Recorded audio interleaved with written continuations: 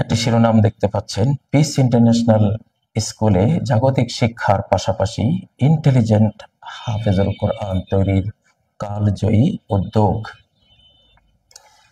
আসলে বর্তমান এবং অতীত কাল থেকেই ওলামাউল ইসলাম, ওলামা ও তালিম ও তারবিয়া, ইসলামের যারা তালিম এবং তারবিয়ার বিশেষজ্ঞ, অর্থাৎ যারা এডুকেশন অ্যান্ড কালচার বিশেষজ্ঞ, শিক্ষা দীক্ষা বিশেষজ্ঞ, তারা সবাই বলেছেন এবং আধুনিক বিজ্ঞান গবেষণা দেখা যাচ্ছে না বুঝে মুখস্থ করার অভ্যাস শিশুর প্রতিভাকে বাধাগ্রস্ত করে, ক্ষতিগ্রস্ত করে। না বুঝে মুখস্থ করার অভ্যাস। তো আমি বহুকাল থেকেই, প্রায় আজ থেকে 20 বছর আগে থেকেই সারা বাংলাদেশে যত মিলিয়ন শিশুকে কোরআন শিখিয়েছি, অর্থ সহায় শিখিয়েছি, যা শিখিয়েছি অর্থ সহায় শিখিয়েছি। আলাম তারা, তুমি কি দেখনি, কাইফা ফাআলা, কি রূপ করেছেন রব্বুকা, তোমার রব, বিআসহাবিল ফিল, হাতিওয়ালাদের সাথে। এভাবেই ওয়াল আসর, ইন্নাল ইনসানা, ইন্না, ইনডিড, আল ইনসান, ম্যানকাইন্ড, লাফি, is surely in khusr, loss, নিশ্চয়ই মানুষ রয়েছে সম্পূর্ণ ক্ষতির মধ্যে। আমরা সারা বাংলাদেশে এটাকে যাচাই করেছি। শিশুরা কম্পিউটারের মতো কোরআনের শাব্দিক অনুবাদগুলোকে মুখস্থ করে। তো সেই অভিজ্ঞতার আলোকে এবং ইসলামিক যারা তালিম তারবিয়ার বিশেষজ্ঞ রয়েছে এবং বর্তমান বিজ্ঞানের গবেষণা এবং কোরআনের যে নির্দেশনা রয়েছে, যেমনটি সূরা ইউসুফ 2 নম্বর আয়াতে আল্লাহ বলছেন, ইন্না আনজালনাহু, indeed আনজালনাহু, we have sent it down Qur'anan Arabiyya, as an Arabic Quran, la'allakum taqilun, so that you may understand। অর্থাৎ আমরা একে নাজিল করেছি একটি আরবি কোরআন রূপে, যাতে তোমরা বুঝতে পারো। বুঝার জন্যই তো কোরআন। আচ্ছা, তো সেজন্য পিস ইন্টারন্যাশনাল স্কুল কারিকুলামের মধ্যে আমরা এবার ইনশাআল্লাহ একটি কালজয়ী উদ্যোগ রাখছি। কালজয়ী মানে এই শতাব্দী জয় করবে, আগামী শতাব্দীগুলোকে জয় করবে, এমন একটা সিস্টেম আমরা নিয়ে এসেছি আলহামদুলিল্লাহ। অর্থাৎ এখানে যারা হাফেজ হবে তারা উইথ মিনিংস, কোরআনে কারিমের অনুবাদ সহ আমরা তাদেরকে ইনশাআল্লাহ কোরআন দেব, হেফজ করাবো। ইংরেজি অনুবাদ সাথে বাংলা অনুবাদ। যদি সে আরবি কোরআন সহি শুদ্ধভাবে পড়ে, আবার বাংলা অনুবাদটাও সে সুন্দরভাবে পড়ে, ইংরেজি অনুবাদটাও সুন্দর করে পড়ে, তাহলে 3টি ভাষা কিন্তু সে জেনে গেল। 1 নম্বর আরবি ভাষা। আপনারা জানেন কিনা জানি না, পৃথিবীতে এখন 1 নম্বর বিজনেস ল্যাঙ্গুয়েজ হলো আরবি। কারণ ধন সম্পদ টাকা পয়সা তো আরবদের কাছেই সবচেয়ে বেশি। বর্তমান পৃথিবীতে আরবি ভাষা না শিখলে ভালো বিজনেসম্যান হওয়া যায় না। আমেরিকা ইউরোপে এখন আরবি শেখার হিড়িক পড়েছে, আমাদের বাংলাদেশেও মানুষ বুঝতে শুরু করেছে। তো আরবি ভাষা একে তো কোরআনের ভাষা, জান্নাতেরও ভাষা, মুহাম্মদ সাল্লাল্লাহু আলাইহি সাল্লামের ভাষা, মাদার অফ অল ল্যাঙ্গুয়েজ, পৃথিবীর সকল ভাষার মাদার ভাষা হলো আরবি। আরবি আমাদের ইন্টারন্যাশনাল মায়ের ভাষা। হাওয়া আলাইহিস সালাম তিনি ইন্টারন্যাশনাল মা। আমাদের লোকাল মায়ের ভাষা যেমন বাংলা, চাইনিজদের লোকাল মায়ের ভাষা চীনা ভাষা, আমেরিকানদের লোকাল মায়ের ভাষা ইংরেজি ভাষা, কিন্তু ইন্টারন্যাশনাল মা যেহেতু সকল জাতির, তিনি কে? হাওয়া আলাইহিস সালাম, আদম আলাইহিস সালামের স্ত্রী, তার ভাষা আরবি। অতএব মাদার অফ অল ল্যাঙ্গুয়েজ হলো আরবি। আপনারা দেখেন ইংরেজির ভিতরে আরবি ভাষাটা কিভাবে ঢুকে আছে। জাপানিজরা গবেষণা করে বলছে যে তাদের জাপানিজ ভাষাটা আরবির 6 নম্বর নাতি, মানে 6ষ্ঠ প্রজন্ম। একটু চেঞ্জ হতে হতে হতে হতে 5টা চেঞ্জ মানে পরিবর্তনের পরে ষষ্ঠ পরিবর্তনে আরবিটা জাপানি ভাষায় পরিণত হয়েছে। এভাবে বাংলা আমরা হয়তো দেখবো 8 নম্বর 9 নম্বর আরবি ভাষার নাতি, ইংরেজি হয়তো হয়তো 10-11 নম্বর নাতি। মানে ভাষা তো চেঞ্জ হয় প্রতি 12 কিলোমিটার 12 মাইল অন্তর অন্তর অন্তর একটু একটু চেঞ্জ হতে হতে হতে আরেক রকম হয়। তো আরবি থেকে এসেছে। তো এই জন্য যেমন আমি আসলে বক্তৃতায় মাঝে মধ্যে বলি যে এখন বাংলাদেশে যে একটা শব্দ ঢুকেছে মব, মব জাস্টিস, যে তারা মব করছে। আপনারা এই ভাষা এই শব্দটার মূল কি জানেন? যে শব্দটা কি? এটা আরবি শব্দ, খাঁটি আরবি শব্দ মব। আরবিতে মুহাব, মুহাব, মুহাবি, সেখান থেকে মুহাব থেকে মব। মুহাব মানে হলো যে পার্সিয়ালিটি করে, যে পক্ষপাত দুষ্ট বিচার করে, অবিচার করে, নিজের প্রিয়ভাজন হলে একরকম বিচার করে, নিজের প্রিয়ভাজন লোক না হলে আরেক রকম বিচার করে। এটা হলো মব, জুলুম করা, খাঁটি আরবি শব্দ। আপনারা যে ট্রাফিক জ্যাম বলেন, জ্যাম, জ্যাম এটা খাঁটি আরবি শব্দ। জিহাম, আরবিতে জিহাম, এটাকে ইংরেজিতে ওরা একটু তেরসা করে জ্যাম। ট্রাফিকটা কি? তারাফুক, তারাফুক জিহাম, ট্রাফিক জ্যাম, তারাফুক জিহাম। তারাফুক মানে হলো সহযাত্রা, যানজট, আমরা যেটা বলি যানজট, কতগুলো যানবাহন একসাথে চলা, এটাকে বলে আরবিতে তারাফুক। রফিকরা, সহযাত্রীরা একসাথে চলেছে, তো একসাথে চলতে গেলে একটা জট হয়, তো এটাকে আরবিতে বলে তারাফুক জিহাম। এটাকে, এই শব্দটাকেই একটু টেরা বাঁকা করে ইংরেজি ট্রাফিক জ্যাম। থ্যাংক ইউ, আপনারা তো হয়তো ভাববেন থ্যাংক ইউ, আমরা যখন আরবিতে শুকরান বললে অনেকে ভাবে আরবি বলেছে মোল্লা মানুষ, বা এটা একটা নরমাল শব্দ শুকরান, খুব একটা বেশি ভালো লাগে না অনেকের কাছে। আমাদের কাছে খুব ভালো লাগে, কারণ কোরআনিক শব্দ। থ্যাংক ইউ বললে খুব ভালো লাগে, তাই না? আপনারা কি জানেন থ্যাংক ইউ, থ্যাংক পুরোটাই আরবি শব্দ। আরবি তাহনিয়াত, তাহনিয়াত থেকে থ্যাংক, তাহনিয়াত, তাহনিয়া শব্দের মানে হলো ধন্যবাদ দেয়া, ধন্যবাদ দেয়া। সেখান থেকে তাহনিয়া, এটি কোরআনে আছে। হানি, এই যে হানি বলেন মধুর, হানি আম্মারিয়া, মূল বর্ণের মধ্যে হা নুন হামজা, হানা, তো সেখান থেকে তাহনিয়াত, তাহনিয়াত থ্যাংক। এভাবে আপনি প্রচুর, আমি ইংরেজি পড়তে গেলে দেখি আরবির মানে কি প্রাচুর্য, সুবহানাল্লাহ। তো এই জন্য মাদার অফ অল ল্যাঙ্গুয়েজ যেহেতু আরবি, আরবি ভাষা শিখতে হবে।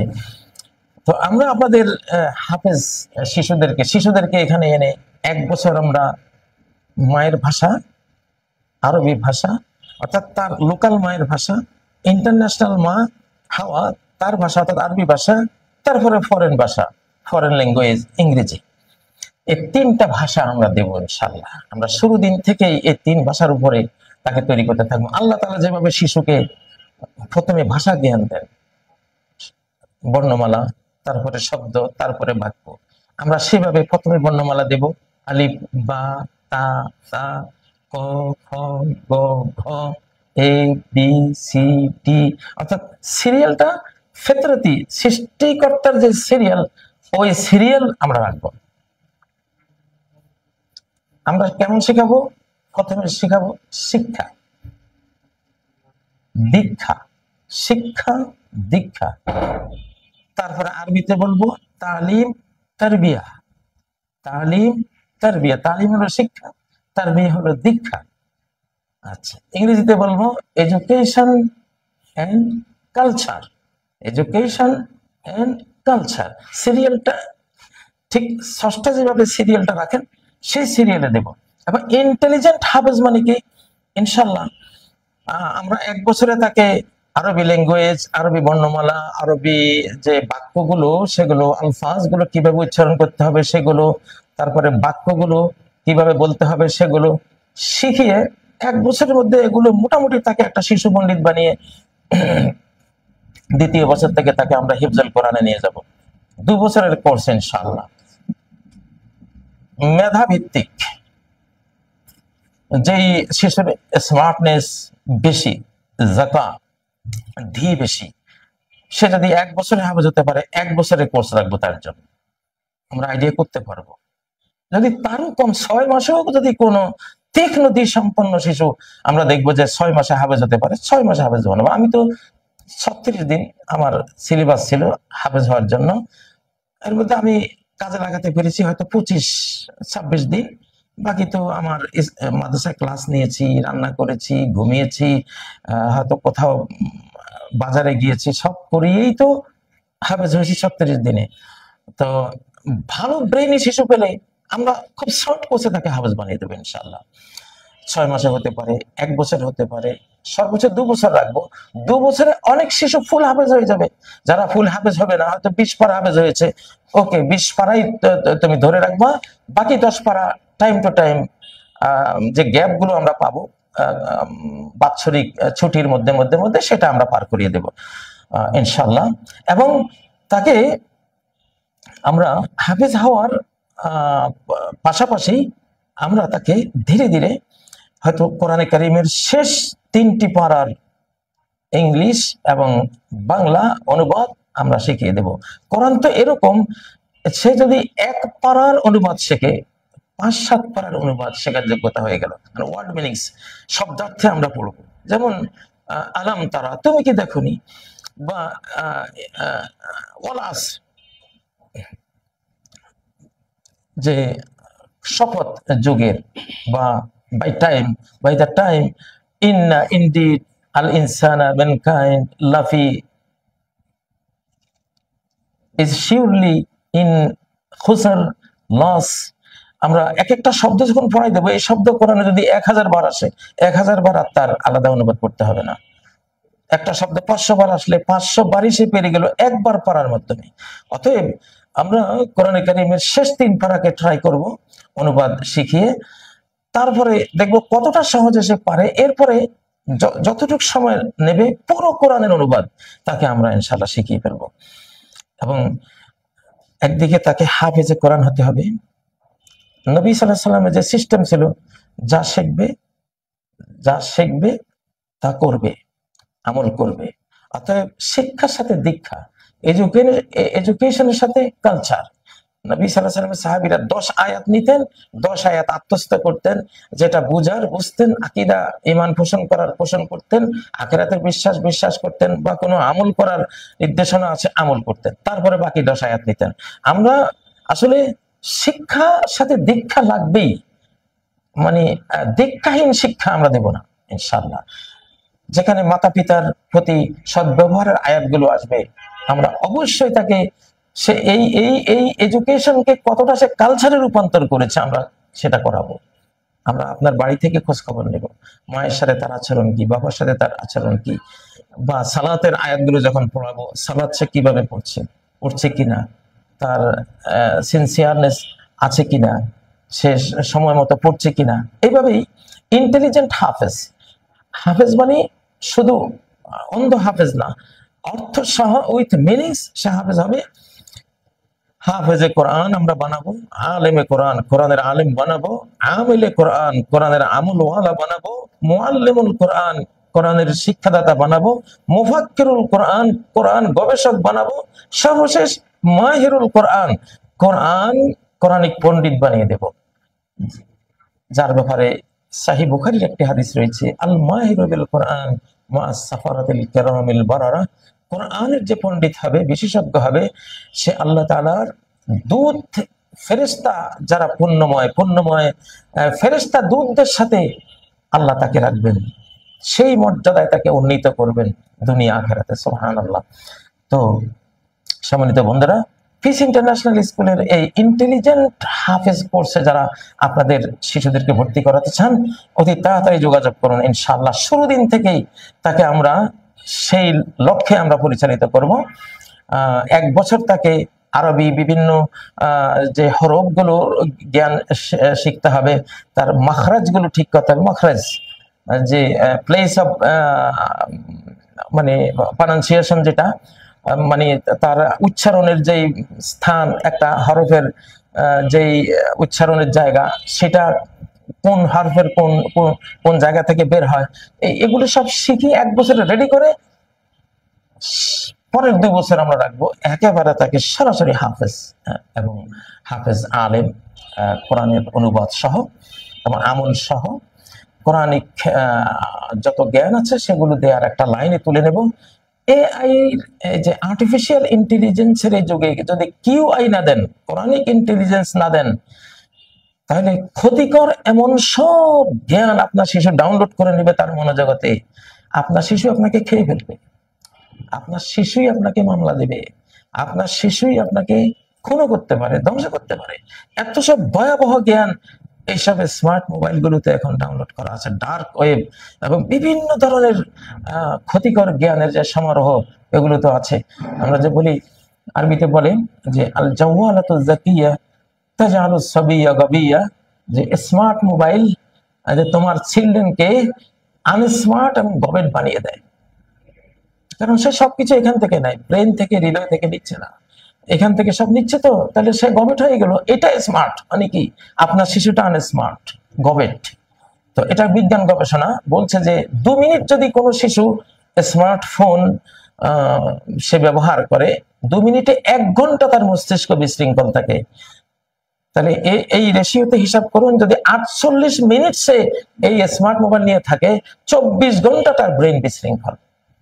এই জন্যই স্মার্ট মোবাইল আপনার শিশুকে কি বানাবে? আনস্মার্ট গবেট।